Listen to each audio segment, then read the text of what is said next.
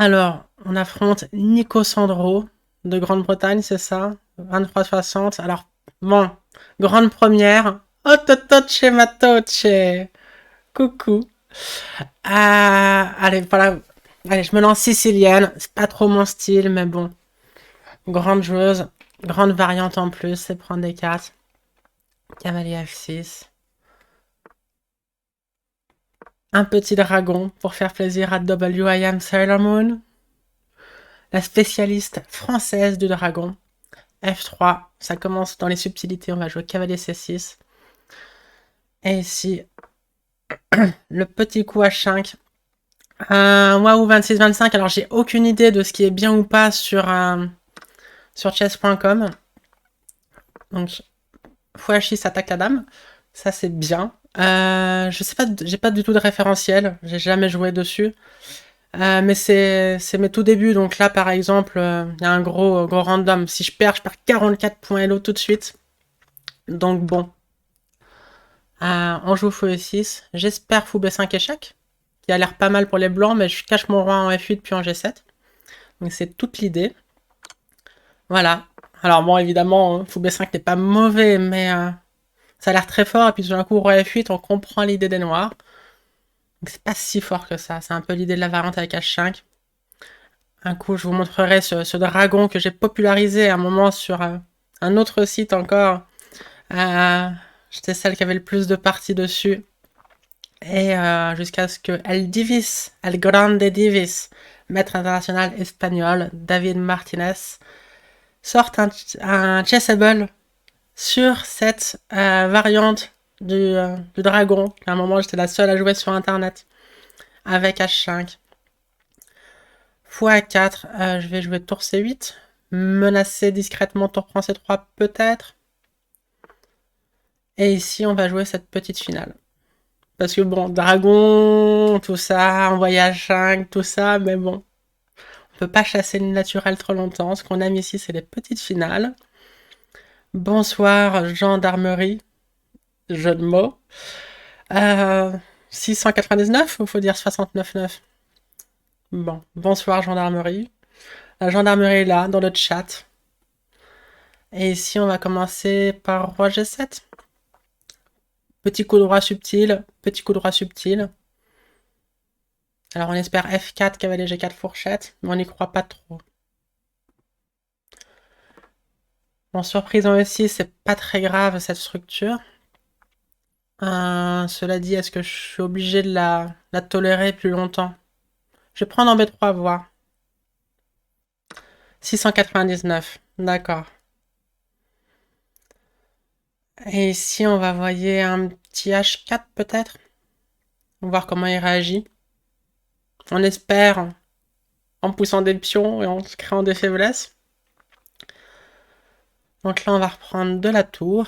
Jouer sur la colonne C. Le pion C2 arriéré. Alors évidemment, les blancs aimeraient le mettre en C3. Après quoi, ça serait très solide. Pourrait même jouer C3, B4, prendre de l'espace à la dame. Mais en attendant, je mets la pression dessus. Donc, alors excusez-moi aussi, je suis un peu, pas malade, mais enroué, on va dire. G3. Est-ce qu'il veut vraiment faire G prend H4? Rien n'est moi sûr. Sur B5, en revanche, il veut B4, j'imagine. Rien n'est moins sûr non plus. C'est un peu chaud. B5, B4, tour C4, cavalier prend B5, tour prend C2. Peut-être faut que je fasse plus de flèches. Comme Nana tout à l'heure. Hop, hop. Ça m'a l'air pas si mal. Je joue B5, ça pose une question à notre ami Nico Sandro. Et bonsoir, Nelly. 35 400. 35 400 qui est évidemment la commune de... Je ne sais pas. Mais on va nous dire. J'ai aucune idée même du département. Je suis nul en géographie. Euh, Saint-Malo. Ok. Génial. Quel temps fait-il à Saint-Malo? euh, Il est vilaine. C'est mon département préféré, pourtant je devrais l'apprendre. Il est vilaine. Bref. Est-ce qu'on joue B4? Est-ce qu'on joue à 6? Est-ce qu'on joue à 5? Il y a des petites questions. Il fait toujours beau. Je te suis sur chess.com. On peut suivre des gens, c'est extraordinaire. Qu'est-ce qu'il est bien ce site. Faut vraiment qu'ils acceptent ma proposition.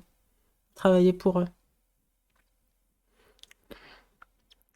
Alors, A5. Ouais, j'étais pas très inspiré. Je sais pas pourquoi j'ai mis 30 secondes à jouer ce coup. On peut suivre la partie en direct, c'est fantastique. Avec la pendule. Ouais, la pendule. Alors c'est plus 2, donc ça va, on est large, quoi. Mais bon, pas tant que ça non plus. Vous me direz. Donc il veut jouer cavalier D4. Est-ce que D5 est malin? E5 peut... Non, E5 n'importe quoi. Ou pas? E5 suivi de D5? E5, ça me fait marrer. Mais là, il va falloir vraiment que je commence à jouer vite. Je me suis un peu endormi. On est sûr que c'est en plus 2, hein. Sinon, je vais peut-être me taire un peu. En tout cas, arrêter de regarder le chat. Si ça vous va, désolé. Et commencer à blitzer. Parce que sinon, je vais juste tomber lamentablement. Il faudra peut-être envoyer un petit H G3 un jour aussi. Et on peut aussi revenir en arrière. Mais c'est extraordinaire.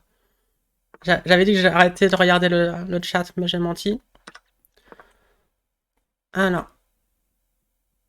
Majorité à l'aile dame pour lui. Fallait peut-être pas échanger du coup toutes ces pièces. Ça joue pas mal. Là, je peux faire une petite fourchette. Mais il va courir vite. Alors, roi F6 sur C6. On va pas jouer cavalier prend B2, ça a l'air suicidaire. On va vite courir avec notre roi d'abord. Sur cavalier B3, roi D6. Je sais pas pourquoi j'ai pas joué cavalier C5. Parce que j'étais en mode panique. Mais en fait, j'ai totalement blitzé et maintenant j'ai plein de temps. C'est fou. J'ai pas trop l'habitude de jouer en 3+2 non plus. En fait, j'ai l'habitude de rien. On va jouer prise. Suivi de E4. Suivi, si possible, de roi prend C6. Sur cavalier F2, j'avais un petit piège E3 échec diabolique. Là, on va faire roi B5. Non, il y avait cavalier D6. Ouf. Pas vu, pas pris. Et maintenant... Bon. Ah, ça, c'est pas mal. Est-ce qu'on revient lamentablement? On va revenir lamentablement. Faire un petit coup de G5, donc.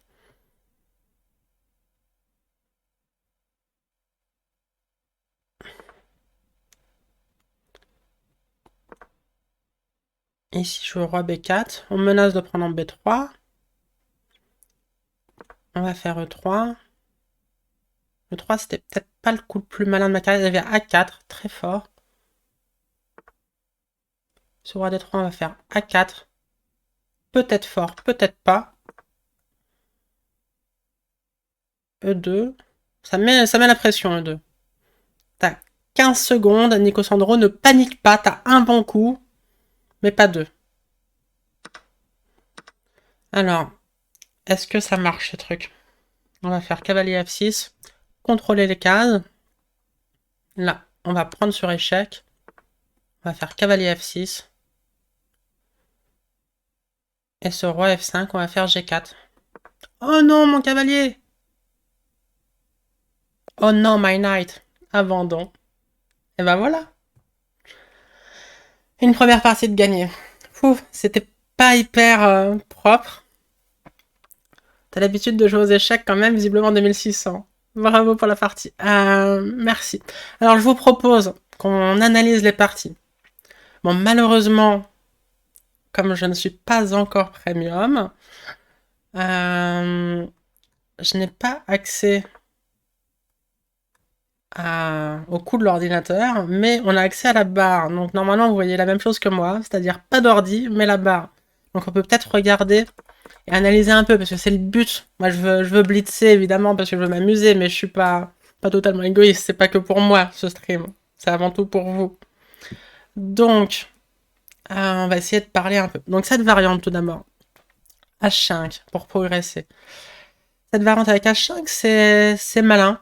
Je l'ai joué en blitz contre des forts joueurs, hein, très forts joueurs, contre Gawain Jones, spécialiste mondial du dragon. J'étais totalement gagnante assez rapidement, mais j'ai perdu évidemment. Et je l'ai joué contre Anish Giri, qu'on ne présente pas, qui a publié lui-même un cours Chessable sur le dragon. J'ai égalisé très facilement, et après, bon, la différence de niveau a parlé en sa faveur, bien évidemment. Donc H5, vous voyez en blitz en tout cas, c'est tout à fait jouable. Peut-être un coup, je ferai une grande vidéo YouTube sur ce petit système qui me plaît bien. L'idée principale, c'est sur Dame D2, on prend des 4, fou prend des 4, fou H6, c'est la partie. Le coup le plus naturel, c'est fou E3, Dame F2, c'est une autre variante, mais fou E3, tout ça, c'est la position la plus jouée. Fou E6, et donc fou B5 échec, c'est le coup le plus tentant, mais les noirs sont pas mécontents, comme je le disais en direct, de jouer roi F8. Ça, cette position, je l'ai eu aussi contre un fort jeune là, de Nomade qui est maintenant maître international, dont j'ai oublié le nom.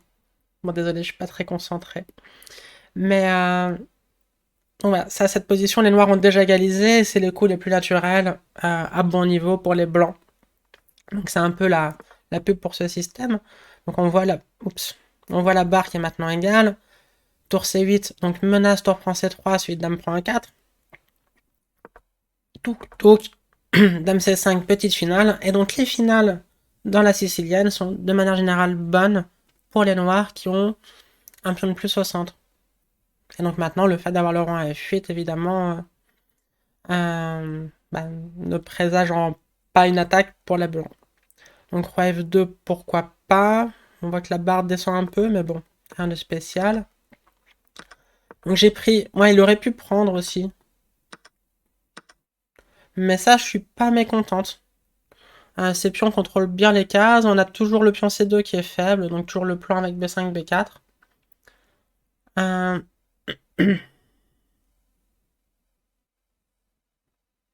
Ok, ok. Donc dites-moi si ça vous plaît ces petits commentaires d'analyse post-mortem. Moi ça me plaît aussi, même si je vois pas l'ordi et que j'aimerais bien le voir parce que c'est déjà dur de réfléchir pendant les parties, alors s'il faut réfléchir entre les parties. Totoche, Vatoche, oui c'est top, oui mais alors toi, tes commentaires, excuse-moi ma chérie, mais je peux pas me baser dessus. Dès que je fais quelque chose, tu dis que c'est top. Ok pour les commentaires, génial. Donc sur H4, j'ai envoyé B5, donc tout ça je pensais avoir pas mal joué. Jusqu'à cette finale, le cavalier, ouais, qui doit juste être égal. Donc en fait, ça a dû être resté un peu égal. J'ai un petit avantage à un moment que j'ai perdu là. Donc là, c'est chaud. Donc cavalier A4, fourchette, touk, touk, mais sur C6, cavalier prend B2, je revois pas le pion. Donc sur C6, faut courir avec le roi. Ça. Et donc là, je pense que son idée initiale, c'était cavalier B3. Mais là, je peux jouer roi C6. Il prend, je prends. Et alors, cette construction n'est pas très solide. On va ramener le cavalier, prendre le pion, ça sera pion de plus. Alors, probablement nul pour les blancs. Mais, super les analyses post-mortem. Ouais, bah c'est le terme approprié alors. Oui, le mot peut faire bizarre la première fois qu'on l'entend, mais dans le cadre échiquien, c'est tout à fait normal. Personne n'est mort, si ce n'est la partie qui s'est terminée. Mais c'est le terme ad hoc. Donc, ça, c'était petit avantage, mais probablement nul. Donc B3, pourquoi pas aussi. Et donc là, la difficulté, c'est que je voudrais prendre, mais sans perdre ce pion. Donc rétrospectivement, non mais F6, il va envoyer F4. Chaque échange de pions rapproche les blancs de la nulle. Donc F5, G4. L'ordi commence à donner un bon petit avantage, moins 1,35. Je parle pas d'autopsie. Non, alors, il y a des médecins, des docteurs, doctoresses dans les échecs, comme W.I.M. Salomon, mais pas moi, donc non, pas d'autopsie. Je préfère jouer au docteur sur des gens vivants, mais bon. Donc F5, G4, j'envoie un petit échec, et ici, je pense que je gagne un pion de manière forcée. Donc, je vais jouer E4 tôt ou tard, et prendre en C6. Donc j'ai pas voulu jouer E4 tout de suite. En fait, ça revient exactement au même, non? Sur E4, il aurait pris, donc c'est la même position. Que prise et E4. Là, mon piège diabolique, c'était ça, fourchette. Il est venu en B2. Je prends le pion, cavalier C4, roi B5. Ça. Donc là, c'est peut-être encore nul, hein. On voit que l'ordi, ça folle pas. C'est moins 1,30, moins 1,85 maintenant, mais qu'est-ce que ça veut dire, moins 1,85 dans une telle position? Soit c'est gagnant, soit c'est nul. Donc en vrai, ça devrait être soit plus 10, soit égal 0,0. Mais bon. J'ai joué roi B4. Bon, ça c'était possible toujours, mais je me suis dit, le pion, il n'y a pas un cas où il fait dame. J'aurais toujours un cavalier F6 ou cavalier E7 pour l'arrêter, même s'il arrive en G7. Et en attendant, ces deux pions passés devraient surcharger les pièces blanches. Donc il m'a fait petit échec. Je veux surtout pas échanger les pions, évidemment, ça serait nul. On voit que la barre le confirme. Donc j'ai répété les coups. Jouer G5 pour pouvoir jouer roi B4 sans perdre ce pion. Il est venu là. Donc là, j'ai raté A4 une première fois. Ah, mais l'ordi dit que c'est nul. A4 cavalier D6, évidemment. En fait, j'ai fait exprès de rater A4. Non, je rigole, hein, j'y avais pas encore pensé, juste. Donc c'est de la chance, voilà. Toujours la même histoire. Vaut mieux être chanceuse que douée à ce jeu. Donc roi B4, il est venu là. J'ai joué au 3 là. Ah oui, non, c'est ici que j'ai vraiment raté A4. Qui là mettait fin à la partie tout de suite. On a eu E3. Il peut pas échanger, évidemment. Là, je prends tout et ce pion se promeut. Donc, il est venu en D3, sauf que A4, que j'avais compris entre temps, marche tout aussi bien, parce que surprise, on envoie E2. Obligé de prendre. Donc, il y a un monde où il chope le pion G5, mais c'est pas celui-là. Parce qu'après cavalier F6, on contrôle cette case, on attaque le pion G4. Donc, s'il attend, eh ben, on va prendre ce pion, on va revenir, touk touk touk, touk touk, et gagner la partie. Et sur roi E3, bah, je peux prendre. Et donc ça, c'est typique. Alors, il a abandonné cette construction. C'est comme deux pions passés liés. Ça se protège, parce que le roi, évidemment, ne peut pas prendre. Là, le seul coup pour rester dans le carré du pion, c'est roi F4. S'il prend, bah, on pousse le pion. Donc, s'il reste dans le carré, bah, il peut rien faire. Le cavalier protège, donc on a le temps de manger patiemment, lentement mais sûrement, et de ramener le roi et de gagner la partie. Cool. Bon, bah, on en refait une.